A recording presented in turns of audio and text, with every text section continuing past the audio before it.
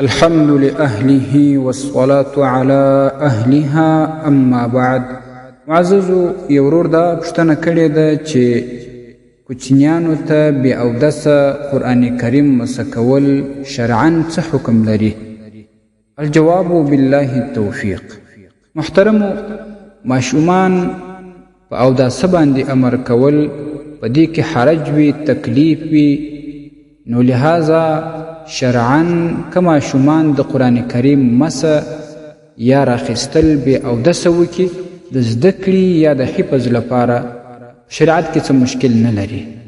خو بیا هم بعضې ماشومان چې پوه وي او یا د عمر په لحاظ زیات عمر والا وي او هغه ته اودس کول تکلیف نه وي، نو هغه ته د دغه ادب ور وښول سي چې قرآن کریم په اوداسه باندې راخله، که هغه ته تکلیف نه و، مشقت نه و، حرج نه و، اودس وکړي نو ښه خبره ده.